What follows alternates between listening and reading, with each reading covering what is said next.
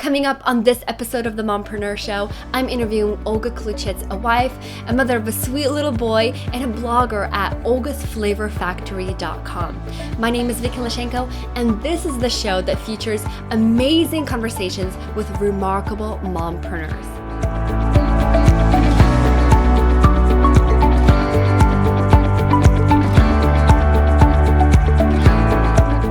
Let's start off from just your story. I know that you have a food blog, a very successful food blog. You also have a sweet little one. You were a foster mom multiple times of multiple children, and you're an incredible wife. So tell us, how in the world, did you go from not having a blog to having a blog and then having it blossom? And you can go ahead and start. And all of us, you guys, we can make sure that you post questions in the comments, because I'll be reading them and we'll be asking questions, and it'll be a really fun experience. All right, sweetheart. So I'll give it to you. Okay, well, the way I started was just because I love to cook. Ever since I can remember myself, I've always loved to cook. And when I got married, I had to start cooking for my own family. And since I was the oldest of 6 children, I got a lot of practice before I got married. So when one Christmas, I wanted to make a cookbook for all of my sisters. And I had all these brilliant aspirations. I was going to make this huge cookbook of all of our family favorites. Well, I quickly learned that it took so much work. And it turned out to be a very small project. But I learned that I really loved doing it. And that's when the idea came into my mind to start sharing my recipes online. And what had happened was I printed those cookbooks. I made a copy for my mom too. And of course, my parents were so proud of it. They started showing it off to everybody. And before I knew it, I had other people asking me if I could print up a copy for them too. Well, it's such a hassle to print up a cookbook, and I was sort of embarrassed of it anyway. So I figured if I could have a website, I could update, I could add new recipes, and it would be so much easier to share recipes with lots of other people. At the time, I had no clue what blogging even was. So I did some research. And that's when I actually came upon blogging, when I was trying to figure out how to put my recipes online. So that's what I did. I did a lot of research, figured out how to do just the basics of it, and started working behind the scenes. I actually had about 20 recipes before I announced it officially to everybody else. Wow, that's incredible. I love how, I listened to this story before, and what's incredible is that you worked on this in the secret, people call it in the incubator. So you worked on this on your own without telling the whole entire world. And what I love about that, and so Olga, I am not the kind of person, I would never do that, which is my flaw, which is bad. I tell the whole world as soon as I have the idea. But people listening, if you do that, you're going to get a lot of naysayers and negative sayers, and people who don't understand the idea. Therefore, they cannot support you, or they cannot be excited for it. And so I absolutely love and totally commend you for that, for doing that. In your own little zone, and you creating it. And I understand it's a controversial subject. A lot of people say, but no, you have to build the audience for that. But you know what? There is a time and a place for everything. And I feel like, Olga, you did an incredible thing for doing that. You really did. And I think that's what I think doing that made you very successful, because you kind of I love that. So who else, I would love to hear you guys' thoughts. Who else loves that idea of doing your own thing really quietly until you show it off to the world? I love that. Well, another reason why I did that was because when I announced it to people, I wanted them to have more than just one thing to see, so they could kind of get a better feel of what my blog was going to be about. And also I could get more practice with blogging, how to actually publish a post, how to add pictures, and just very simple things, but I needed to get practice in. So by the time I announced it to the world, I sort of had a little bit of a hang of it. That's awesome. So, I how often did you post when you did make it go live? Was it consistent or was it like here and there? Well, at the time, I made the decision that I was going to consistently post at least 3 times a week. So I did that for a while, Mm. and at least a year, or I don't remember how long, but for a long time, I posted 3 times a week. That's amazing. And it's really interesting. Statistically, people who start a blog, they get all excited and they start posting and they're consistent. The average amount of time that they actually hold on to is about 3 months. And it's a lot less for most people. But do you see that? I love that you first tested it yourself. Like, okay, can I do this? Can I really make this happen? And then you took it to the next level by being consistent. I totally love that. Olga, if you don't mind, I'm going to read through a few comments here that our Sure. lovely live guests posted. Natasha from Natasha's Kitchen says, I had a naysayer that told me there would be a ceiling. LOL. It's become a kind of a negative motivation for me. I love that. Thank you so much for sharing, Natasha. And it's funny because you really have to understand yourself as a person, because if negative comments don't motivate you, be very still and you're in your own little world. Don't tell many people about it, because they're just going to discourage you. If you are motivated by negative comments, totally take the plunge. I love that. Okay, and then Leah said, learning how to do it right. I announced it the second I think of something and get so much pushback. So painful. Leah, you're right. It is painful, and I've done that so many times. Let's see. Curls RX says, I've done the opposite and told the world before I was ready to go public. Now I'm following Olga's advice. Work, research, quietly prepare. Yes. And Olga, do you see how this message resonates with so many people? This is really incredible. And I love that you shared that with us. How long did it take you to open up your page? Okay. So Lena is asking, how long did it, and I assume she's asking, how long did it take you to create your blog?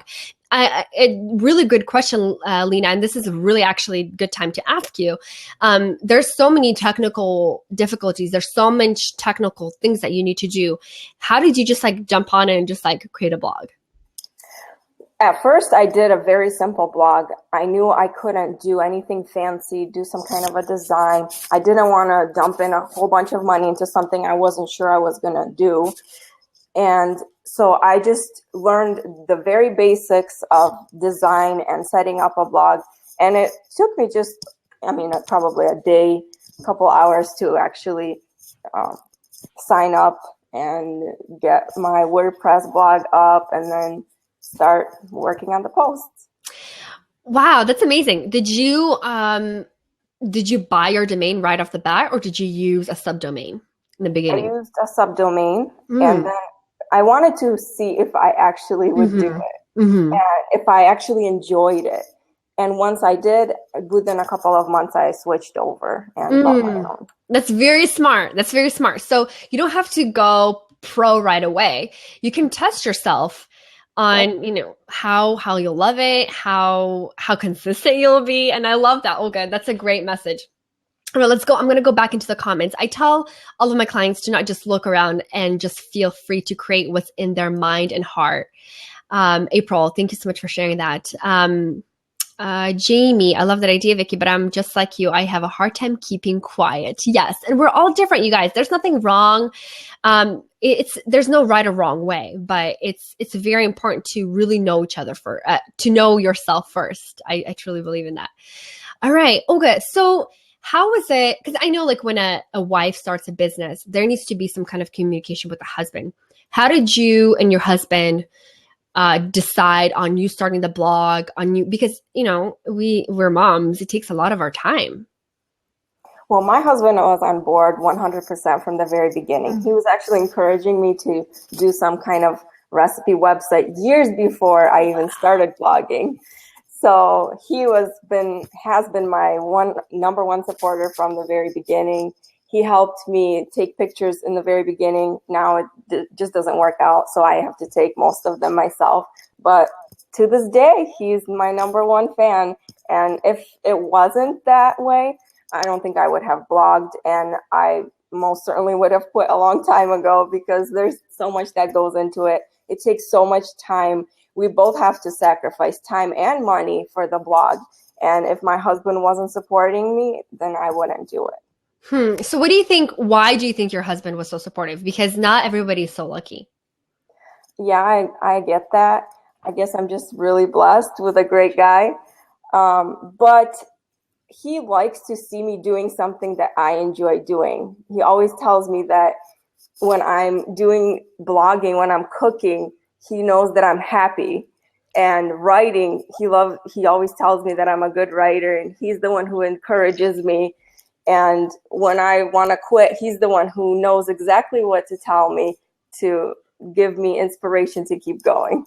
That is so sweet. You guys truly have a partnership. I love that. Thank you so much for sharing that. I'm not sure who Mike Oxford is. I wonder if he's just joining us from Blab, but he said, she's so nice. Her husband is lucky. I agree. Olga is very nice. She's a sweetheart. Oh, I'm the lucky one. I love that. So, Olga, you mentioned money. A lot of us think, if we can just start a blog, we can just start it for free and just do everything for free and have no time or no money invested, just time. What would you say? What was your experience? How far in did you start investing money? And, was it a lot? Like, what else did you invest in money in? Was it in education? Did you work with a coach? I'd love to hear about that. Well, I invested money pretty much a couple months after I started because I was serious about it. But at the same time, I was very frugal about it because I'm not going to put in a lot of money into something that I'm not getting something in return for all the effort that I'm putting into it. But you know what? I was working as a full-time registered nurse at the time. So I didn't just, quit my job and start blogging. I worked. And I just quit my job very recently due to medical issues. But I worked as a nurse. I knew that, of course, my husband works too. So this was just a big time investment for us. And now we have to sacrifice the fact that I'm not working and I'm putting so much time into it. But we're not losing too much money because blogging, food blogging especially, we have to eat anyway. I'm using my own kitchen and the upkeep of the blog gets covered by all the money that I make from the blog. So I don't actually have to put in excess, like a lot of money into it, even though I do have to invest into it. For example, buying a good camera, lenses, editing software. We have to have a host to have our blog on it, and the more traffic, the more expensive it gets. Yes. But it's so worth it. I want my readers to have a good experience when they come to the blog. When the blog started doing better, I invested and I hired a designer to design the blog to make it more user-friendly so it would look nice.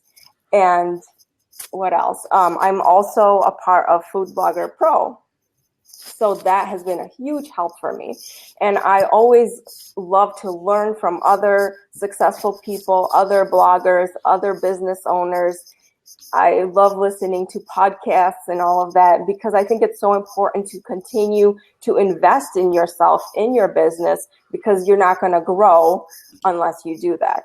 I mean, as a nurse, I always have to continue my education every year and stay up to date with everything if I'm going to be successful. It's the same thing with a business. I love that you said that. Always educating yourself. And it's like that. I feel like that in every industry. If you're an accountant, if you're in almost every industry, you always, like architect, you always have to refresh and have a certain amount of hours per year to learn and to educate yourself, to learn about the new things that are going on and stuff. So I love that you shared that. So I have a few questions for you. And sweetheart, before you answer, is there any way maybe you could put in both headphones? I feel like the mic is okay. Thank you so much. I think thank you so much. Okay. So, when you started your blog? What year was it? I want to give people some perspective on how long it actually took you to get there. So it's not like Olga created her blog a few months ago and all of a sudden she's here with us. So I officially announced it January 1st, 2012. Wow, January 1st. So it was Yep. so 2012. Let me do my math. 4 years? Mm-hmm. Okay, Yep. 4 years. All right. So when did you start breaking even? Like, so when did you not have to put money in because the blog would already start paying for itself? That's a good question, but I don't really remember. Mm-hmm. I mean, I'm sure it's not like the next month. But you know what? It was within a few months because, Oh, wow. like I said, I did not invest too much money in it in the beginning. The hosting wasn't that expensive because my traffic wasn't high. I designed the blog myself. The theme wasn't expensive. Like I said, I did not invest too much money into it if you don't count the camera. We did buy a good camera at the very beginning, but that was it. And then once the blog started making some money, I used that money to invest it back into the blog. And that's when I hired a designer. And from then on, it went on. Wow. Thank you so much for sharing that. So, it did take quite a bit. And so how did you, I mean, there's so many bloggers here. How did you start, making money from your blog? Was it, Google Words ads? Was it sponsorship? Tell us a bit about that. Well, within a few months of when I started, I applied to a ad network, and it's called, well, it used to be called Blog Her. Now it's called She Knows. So I got into that pretty much right away. So most of the revenue that I get from my blog is through advertisements. And then some of it is through sponsored posts and affiliate links, but that's just a small percentage. That's very interesting. So, what would you say for a new blogger that wants to get started? Do they just get contact with She Knows? How is it a long process to set it up? Nope, it's very simple. All the instructions are on there. I honestly don't remember what exactly you need to do to get in, but I know it was very simple. Okay. Wow. Thank you so much. I like all this information. So great. Are you guys enjoying this? Like, I'd love to see in the comments below. I know Natasha, awesome. I love the props. You guys continue to give us props. That's awesome. That way we actually know you're listening and that you're there and that you're with us and that you're enjoying this content. So a few people have been asking you for your blog. You guys, it's olgasflavorfactory.com. So Olga, how did you come up with that genius name? My husband, he said that there had to be the word flavor in there because everything is so flavorful that I make. Oh, that is his so words. sweet. But anyway, so I played around with flavor, and I don't know, it just popped into my head, a factory. So Olga's Flavor Factory. I love that. I love that. I'm sure there's so many moms that are wondering. April, you said, I love how humble she is. Such a sweetheart. I agree. Olga's very humble and she's an angel. I'm so happy to have you on, Olga. You're awesome.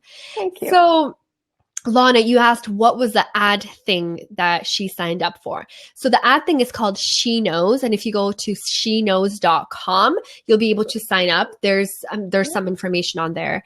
The last time I checked, I mean, this was like years back, so I'm not sure. They had, the requirement was that your blog is supposed to be 3 months inactive. I think so. Yeah, something like that. So make sure that the 3-month period is when you're testing, you're getting to know yourself, you're getting to know how consistent you can be.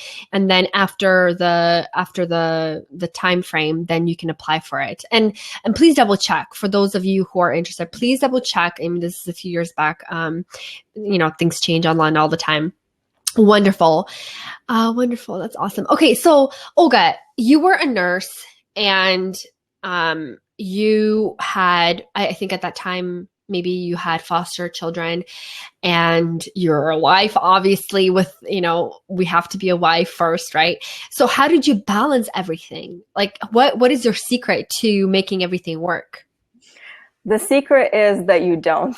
I love that. It's impossible to have everything balanced. It's this illusion that we all look for, but it's impossible. And you just have to choose your priorities. What gets your attention today? What gets my attention right now? And, you make your priorities and you do make the best of it. So for me, it's important to spend time for my family, with my husband and with my kids. And I mean, you just work around whatever time you have. Like right now, I usually do my blogging while Nathaniel is napping. So sometimes if he's cranky, I don't get blogging done. And if I'm behind on the weekend, Sergi helps me out. So we just do it. And sometimes we have to sacrifice, and there isn't a lot of family time for weeks. And other times we put the blog on hold and we go spend time as a family. I love that. Thank you so much for sharing that. We moms put so much pressure on ourselves that we have to do it all at the same time and juggle everything at the same time and be everything for everyone. But I love that you are so real and sharing that. It's not possible. We pick our battles, as they say, and we don't work on everything at the same time. So I love that you shared that with us. So Olga, we are getting a little bit towards the end of our conversation, and I just want to make sure that all of your questions are answered, audience. If you have any questions for Olga, please put them in the comments on the left-hand side. I think I'm doing this right. Wait, that way. Post your comments that way. We'll love to answer them, and I'm sure Olga would love to answer them too. And so April asks, thank you so much for your question, April. How many hours on average do you work per week or per month? On the blog? Yeah. Okay. So I do about 2 days where I actually cook the food. And that would take at least 4 to 8 hours. It depends. And usually I try to take the pictures during the day when there's light out, but there's prep work before that, a lot of cleaning after that. So that's 2 days of the week, sometimes more, sometimes less, it depends on the week. And then every single day I'm doing other stuff, editing, writing the recipes, answering comments, emails, everything else. So, and I work it in between, my being a mom and a housewife. So pretty much all week. Wow, that's incredible. So as you can see, it takes a lot of work. Having a blog takes a lot of work. And I know, Olga, that you reply to all the questions, all the comments, all the emails. I try. So do you think that had something to do with your success? What do you think? Well, I want my readers to feel like they're important and their question is going to be answered, and that I do see what they write, and I do want their recipes to turn out for them too. So I try my best to figure out a problem for them or thank them if they tell me something turned out well, because I know it takes time out of their day to write me a comment. I love that. And thank you so much for loving us. For those of us who love your blog and who make food from your blog, it's such a blessing to know that you're on the other side. And I know that you answer questions too all the time, which is so helpful. And I think that that is truly the secret to your success from, the reader's point of view, is that you really care about your readers and you really care about delivering the best recipes. So Lana here asked, where do you get your inspiration for the food that you create? Are they all home recipes, or do you find foods you like and put your twist on them? So that's a question from Lana. Oh, it's a combination of everything. At first, it was mostly recipes that we cooked at home. And I guess I'm just blessed with a lot of good ideas. I constantly have them. I never run out of ideas. So I think it's a gift from God. And of course, there's lots of other inspiration online, cookbooks, magazines, blogs. But mostly it's food that I just cook at home and we love it. So that's what I share with everybody else. I love that. And I feel like once you love what you do, things kind of like naturally pop up. I feel like your eyes are always open for the next yummy thing to make. And Absolutely. so how important do you think running a blog based on your passion, how do you think is it important, or could have you blogged about something that you weren't passionate about? I'm sure you could, but being an entrepreneur means being very self-motivated, self-disciplined. It's very hard to do that if you don't like to do it in the first place. So there's so much more behind the scenes that people don't see, and it's very monotonous. And sometimes you want to tear your hair out when your blog crashes or something, and you're on the phone for hours with the company trying to figure out and get it back online. Something happens with your pictures, the day is not sunny or whatever, the baby's cranky. There's just so many things that go into it. And if you don't have a passion for it, it's very hard to keep yourself motivated. And blogging may seem very glamorous, but it's much more profitable to go back to nursing than to blog unless you really love what you do. Wow, I love that. Thank you so much for sharing that. And thank you so much for being real.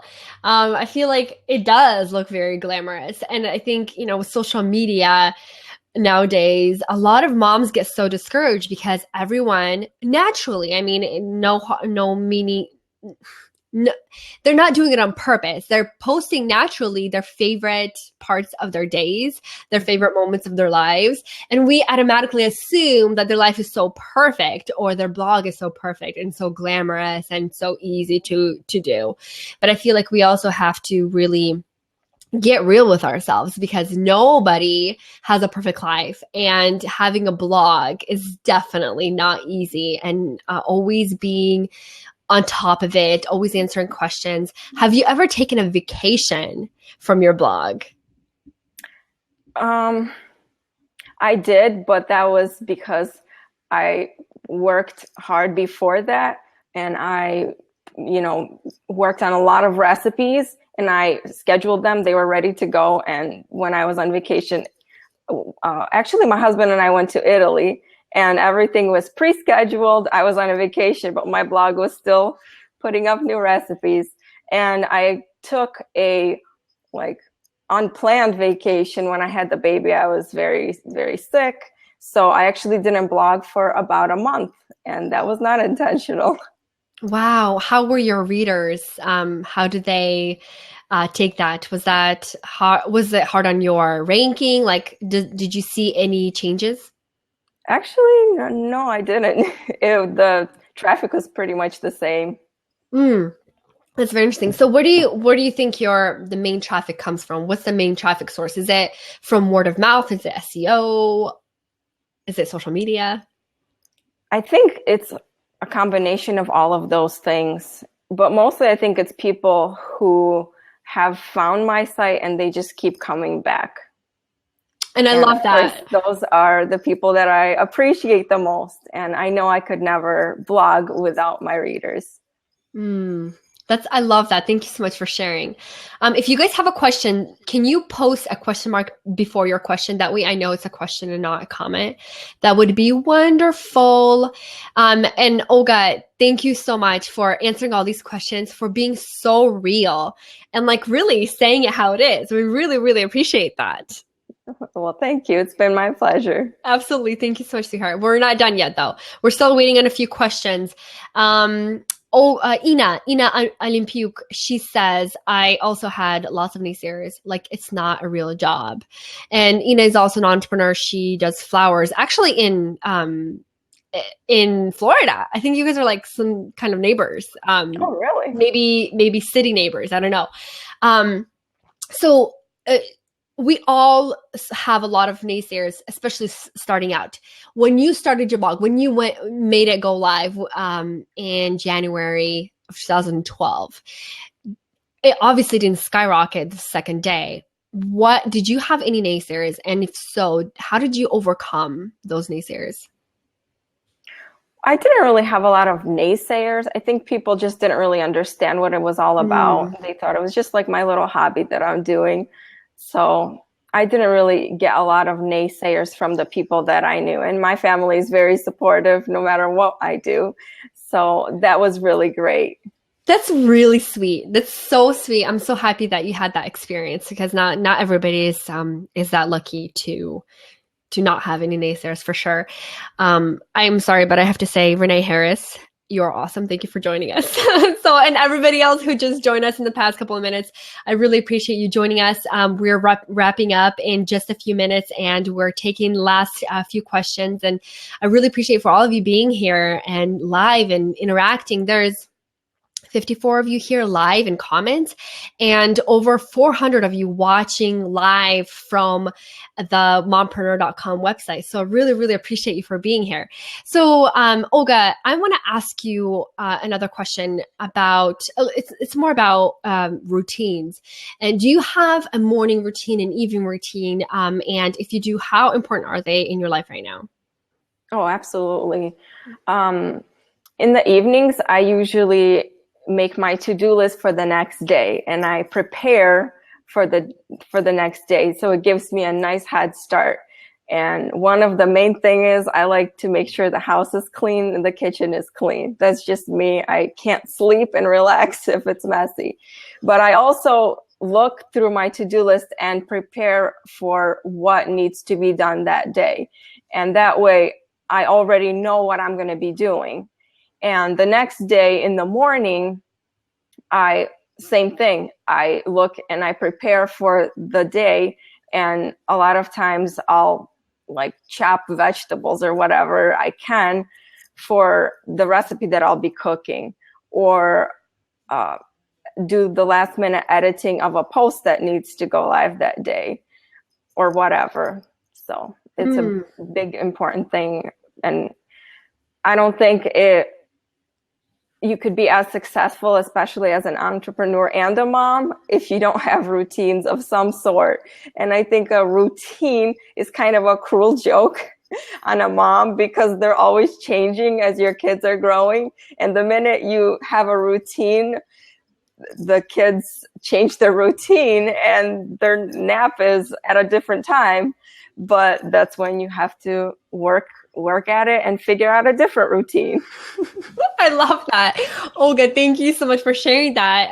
It's true. I got to say, I have 2 kids, and it's constantly changing and your son is quite little still. And especially with the sleep patterns, like they change as they grow. And so that's a bit of a challenge. Well, Olga, I think we've come to an end here, and I appreciate you and thank you from the bottom of my heart for joining us today. Your tips and your story is absolutely incredible, and we are so blessed to be able to hear that from you and to be blessed by your knowledge and your wisdom. So thank you so much for joining us today. All right, I hope you enjoyed our conversation. Please join us live every Monday at 10 a.m. Pacific, 1 p.m. Eastern. We interview incredible mompreneurs, and that way you can join our conversation by asking questions and also meeting other amazing mompreneurs in the chat. My name is Vicky, and this is the show that features amazing conversations with the most remarkable mompreneurs. I will see you next time.